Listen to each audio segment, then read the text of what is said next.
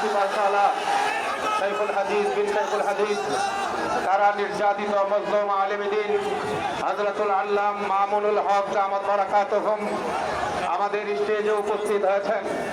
এদেশের কোটি তৌহিদি জনতার আরেকজন লড়াকু সৈনিক শক্তি প্রকাশ করতে যাচ্ছে।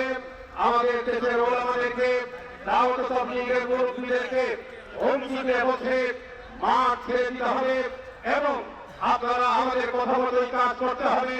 আমাদের দাওয়াত তাবলীগের যে ধারা চলে এসেছে, এলো ভিশন মুশকিল আসান অফার। যে কোনো ব্র্যান্ডের পুরনো ফ্রিজ নিয়ে চলে আসুন ভিশন শোরুমে আর নিয়ে যান নতুন ভিশন ফ্রিজ 20% পর্যন্ত ছাড়। সেখানে যারা স্বাক্ষর করতে চায়নি তাদেরকে হুমকি দিয়ে চাপ প্রয়োগ করে স্বাক্ষর নিয়ে তারা একটি সিদ্ধান্ত পত্র দিয়েছে যে আজকে 15ই কমিশনের নেই।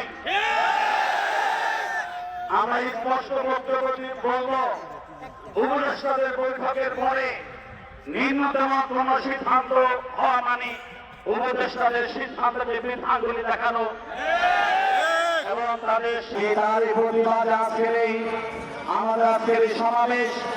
এই সমাবেশ থেকে আমরা স্পষ্টভাবে ঘোষণা করছি 7ই নভেম্বরের সেই বৈঠকে যে সিদ্ধান্ত হয়েছিল সেই সিদ্ধান্ত আমরা আছি, সেই সিদ্ধান্ত করে আমরা থাকবো।